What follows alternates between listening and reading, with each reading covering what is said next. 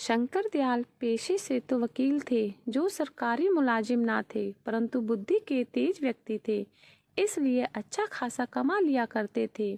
उम्र ज़्यादा हो चुकी थी, इस कारण अब वकालत छोड़ दी थी और अधिकतर समय घर पर ही व्यतीत होता था।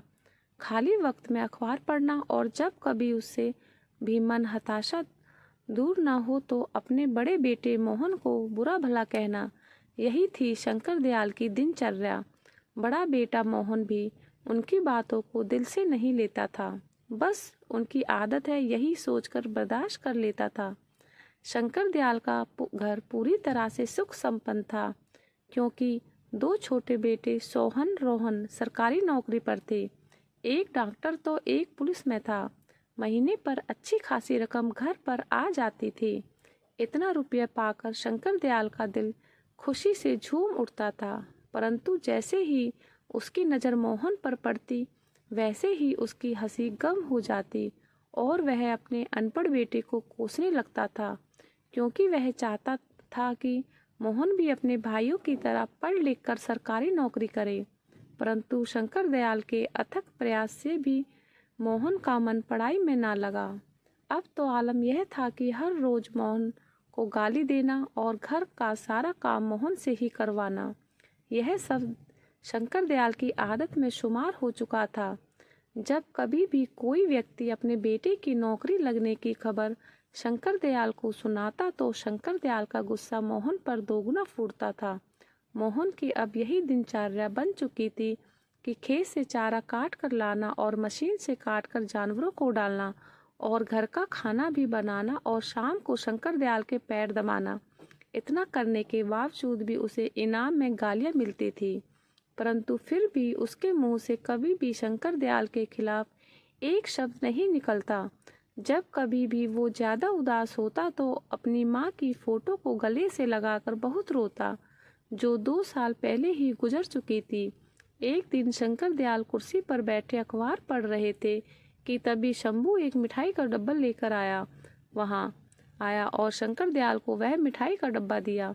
यह देखकर शंकर दयाल का चेहरा तिलमिला उठा, क्योंकि शंकर दयाल बहुत ही ईर्ष्यालु व्यक्ति था।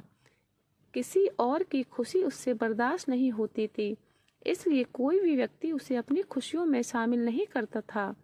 शंकर दयाल ने बाएं चढ़ाकर कहा, क्या बात है शंभू, आज तू बहुत मिठाई बांट रहा है। आखिर इस खुशी का क्या कारण है? क्या कोई लॉटरी लग गई है? शंभू ने प्रत्युत्तर में कहा, बात यह है कि भैया आज मेरे बेटे की पुलिस में नौकरी लग गई है। शंकर दयाल ने शंभू को अचरज भरी नजरों से देखते हुए पूछा, क्या कह रहे हो, तुम्हारे बेटे की नौकरी लग गई है? वही बेटा जो 12वीं में लुढ़कते लुढ़कते बचा, वो आज पुलिस वाला बन गया है। अरे हमें तो विश्वास ही नहीं होता कि उसकी भी नौकरी लग सकती है। शंभू ने नर्म भाव से कहा, हाँ भैया, उसकी ही नौकरी लग गई है, बस सब ऊपर वाले की कृपा है। आज मेरा बेटा पुलिस वाला बन गया है, इसी खुशी में आज हम लड्डू बांट रहे हैं। तब तक मोहन भी वहां आ चुका था। शंभू ने मोहन को देखकर डब्बे में से एक लड्डू निकालकर मोहन को देते हुए कहा, बेटा आज बड़ी खुशी की बात है, तुम्हारा दोस्त रवि आज पुलिस वाला बन गया है। यह सुनकर मोहन खुशी से झूम उठा और खुश होकर शंभू से पूछा, क्या काका सच में मेरा दोस्त पुलिस वाला बन गया है? तभी शंकर दयाल ने मोहन को घूर कर देखा तो मोहन झटपटा कर एक कोने में खड़ा हो गया। शंकर दयाल ने आंखें घुरके कर मोहन की तरफ देखते हुए कहा, देख ले, एक वो है जो पुलिस में लग गया और एक तू जो भैंसे चराता है। अरे कितनी बार तुझको समझाया है कि पढ़ ले, तूने मेरी हरगिज न माने। अरे तू तो बस इस धरती के लिए एक बोझ है, इससे ज्यादा और कुछ नहीं, समझा? शंभू को यह देखकर मोहन पर तरस आ गया। उसने नरम स्वर में शंकर दयाल से कहा, अरे भैया क्यों बुरा भला कह रहे हो मोहन को? अरे उसका मन पढ़ाई में नहीं लगा तो नहीं लगा, इस तरह आप इसे बुरा भला क्यों कहते रहते हो? आप अगर मेरी बात मानो तो आप ना मोहन की शादी करा दो। घर में बहू आएगी तो आपका भी ख्याल रखेगी और मोहन का भी ख्याल रखेगी। शंकर दयाल ने मोहन की तरफ देखा और फिर शंभू से कहा, अरे इसे अभागे को कौन बिहाएगा? अपनी बेटी, इससे शादी करने से पहले वो अपनी बेटी को जहर न दे दे। शंभू ने प्रत्युत्तर में कहा, अरे क्यों नहीं, हमारे साले की बिटिया है रज्जी, आप अगर राजी हो जाओ तो रिश्ते की बात चलाएं। शंकर दयाल ने शंभू की बात को नकारते हुए कहा, नहीं नहीं, वो तो बिल्कुल अनपढ़ है और मैं इसी इसी एक अनपढ़ को बड़ी मुश्किल से बर्दाश्त कर पा रहा हूँ, उसे कैसे कर पाऊंगा। शंभू ने जवाब दिया, अरे आप भी कमाल करते हो, अब मोहन जितना पढ़ा लिखा है उतनी ही पढ़ी लिखी बिटिया मिलेगी। मेरी मानो तो फिर एक बार सोच लो, बिटिया बहुत कमेरी है, घर का सारा काम अकेले ही कर लिया करेगी। शंकर दयाल ने कहा, अरे ऐसे तो इसका ब्याह कब का हो चुका होता। अरे हम अपने घर में अनपढ़ लोगों को तो बिल्कुल भी बर्दाश्त नहीं कर पाएंगे। और तुम इसकी चिंता छोड़ो, ये तो है ही धरती का बोझ, पड़ा पड़ा खाता रहता। कभी कभी तो हमें लगता है काश ये हुआ ही ना होता, तो मेरे दिल को बड़ी तसल्ली मिल जाती। शंभू ने शंकर दयाल को समझाते हुए कहा, ऐसे मत बोलो, लड़का सियाना हो चुका है, कहीं आपकी बातों में आकर कुछ उल्टा सीधा कर लिया तो। शंकर ने जवाब दिया, अरे कर ले जाके तो क्या फर्क पड़ेगा हम पर, अरे हमारे तो दो दो पट्टे कमा रहे हैं। अरे कल मरे तो आज मर जाए, कम से कम धरती का बोझ तो कम होगा। शंकर दयाल की एक एक बात मोहन को अंदर तक तोड़ रही थी। आज उसकी हिम्मत जवाब दे चुकी थी। आज उसने अपने जीवन को खत्म करने का अंतिम निर्णय ले लिया था। आज उसने एक बड़ी सी रस्सी ले ली और चारा लेने के बहाने से घर से निकल गया और खेत में खड़े नीम के पेड़ पर उसने फांसी लगा ली। जब रात अधिक हो गई और मोहन घर वापस नहीं लौटा तो शंकर दयाल ने आस पड़ोस में पता किया। पता करने पर पता चला कि वह खेत में चारा लेकर वापस ही नहीं आया था। अब शंकर दयाल खेत पर गए। वहां वह नीम के पेड़ की तरफ देखकर सन्न रह गए, क्योंकि नीम के पेड़ पर मोहन की लाश झूल रही थी।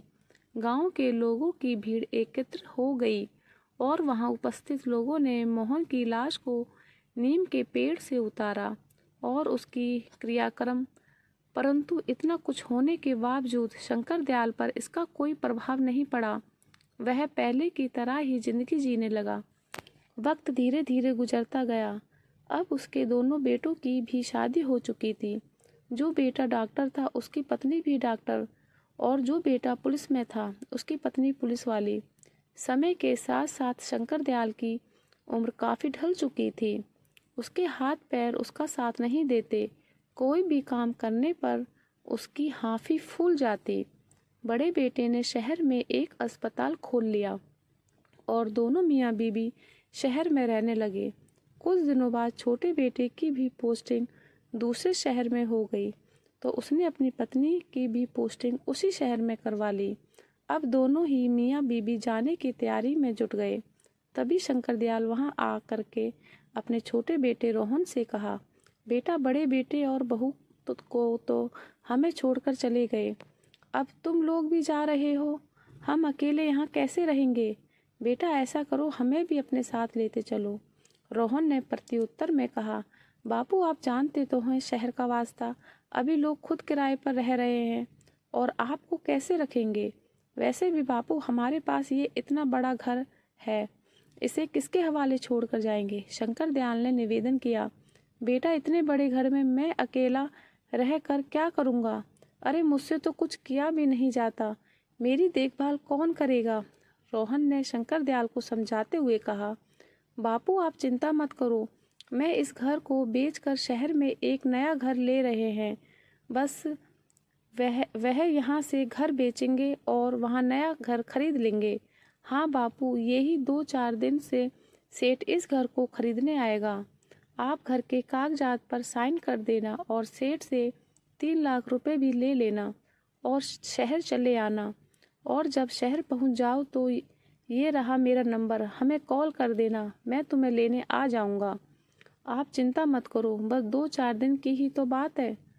और फिर रोहन शंकर दयाल को अपने गले से लगाता है और उनके पैर छूकर वहां से चला जाता है। आज इतने बड़े घर में शंकर दयाल अकेला था। जब उसे भूख लगी तो उसने रोटी बनाने के लिए आटा गूंदा।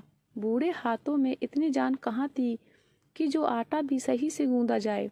आज उसे अपने बड़े बेटे मोहन की याद रह रहकर आ रही थी। यादों का सैलाब जब ज़्यादा हो जाए तो उसे अपनी आंखों के सामने मोहन का अक्स नजर आने लगा। वो मोहन का आटा गूंदना और रोटी बनाना, एक एक करके सभी दृश्य उसकी आंखों में तैरने लगे। उसकी बूढ़ी आंखों से आज आंसू झलक उठे और मन से सिर्फ एक ही आवाज़ निकल रही थी, काश आज मेरा अनपढ़ ही होता तो उसकी शादी होती और एक अनपढ़ बहू इस घर में आती। कम से कम वो अपने घर में तो रहती और खाना बनाती। मोहन मेरा घर का सारा काम करता और मैं पहले की तरह ही कुर्सी डालकर बैठे अखबार पढ़ता। परंतु अब सपना तो देखने से होने वाला क्या है। जो कुछ उसने किया आज वो उसके सामने था। 2-4 दिन ही गुजर गए और वो दिन भी आ गया जिस दिन सेठ ने रुपये देने के लिए कहा था। सेठ ने घर के कागज पर साइन करा लिए और शंकर दयाल को 3 लाख रुपए दे दिए। रुपए मिलते ही शंकर दयाल शहर जाने की तैयारी कर ली और शंकर दयाल ने रोहन को फ़ोन करके सब बता दिया कि वो बस स्टैंड पर उनका इंतज़ार करेंगे। कहे मुताबिक शंकर दयाल वहाँ पहुँच गए और बैठकर रोहन का इंतज़ार करने लगे। तभी वहाँ रोहन आ गया और शंकर दयाल के पास आकर कहा, बापू आप पैसे लाए हो ना, मुझे दे दो। वो जो मैंने नया घर खरीदा है उसका मालिक अभी रुपये मांग रहा है। अगर मैंने उसे अभी रुपये नहीं दिए तो वो अपना घर किसी और को बेच देगा। शंकर दयाल ने रुपयों का बैग झटपट से रुपये रोहन को दे दिया। रोहन ने रुपये लेकर शंकर दयाल से कहा, बापू आप यहीं बैठो, मैं सेठ को अभी रुपये देकर आता हूँ। और रोहन अपने बापू को वहीं बिठाकर रुपये लेकर वहाँ से चला गया और शंकर दयाल वहीं बैठकर उसका इंतज़ार करने लगे। समय धीरे धीरे काफ़ी बीत चुका था परंतु रोहन अभी तक वापस नहीं आया था। शाम होने को थी। शंकर दयाल बहुत ही चिंतित था कि रोहन अभी तक नहीं आया। उससे रहा नहीं गया तो उसने एक राहगीर से वहीं फ़ोन नंबर लगवाया तो उसे रोहन ने दे दिया था, परंतु फ़ोन भी स्विच ऑफ आ रहा था। अब शंकर दयाल की चिंता और भी अधिक बढ़ चुकी थी। वो हताश बैठा ही हुआ था कि तभी उसे एक मोटरसाइकिल आती हुई दिखाई दी जिस पर रोहन बैठा हुआ था। वह दूर से ही रोहन को आवाज़ लगाने लगा परंतु रोहन शंकर दयाल को पास से देखता हुआ निकल गया। आज रोहन ने उसे बहुत बड़ा धोखा दिया था जिसकी उम्मीद शंकर दयाल को बिल्कुल भी ना थी। अब शंकर दयाल वहीं बैठकर रोने लगा। अब अंधेरा काफ़ी ढल चुका था। शंकर दयाल के पास 100 रुपये थे जो उसके घर वापस आने के किराए के लिए उपयुक्त थे। शंकर दयाल बस में बैठकर घर आ गया। घर क्या, गांव आ गया, क्योंकि अब घर तो सेठ का हो चुका था। अब उसके पास घर नहीं था तो रात को अकेले गांव की चौपाल पर बैठकर काफ़ी देर तक रोता रहा। फिर अपने आंसू को पोंछ कर उठा और हाथ में एक रस्सी लेकर उसी नीम के पेड़ के पास गया जहां मोहन ने आत्महत्या की थी। उसी पेड़ के नीचे बैठ के दहाड़े मार कर रोने लगा और रोते हुए कहा, बेटा मोहन, आज मेरे लिए खाना बनाने वाला कोई नहीं है। आज तेरा बाप इतना बूढ़ा हो गया है कि अपने हाथों से अपने लिए खाना भी नहीं बना पाता है। आज बहुत अरसे हो गए हैं तेरे हाथ का खाना खाए। आज फिर से तेरा बाप तेरे हाथ का खाना खाना चाहता है। खिलाएगा ना बेटा? आज तेरा बाप तेरे घर खाना खाने आ रहा है। तू अपने इस अभागे बाप को अपने घर में स्वीकार करेगा ना? कहीं अपने भाइयों की तरह मुझे निकाल मत देना। इतना कहते कहते वह फूट फूट कर रोने लगा और अंत में उसी नीम के पेड़ पर रस्सी डालकर फांसी लगा ली। 5-6 मिनट तक वह फड़फड़ाया और फिर एकदम शांत पड़ गया। उसकी गर्दन नीचे को लटक गई और वह अंतिम धाम को चला गया।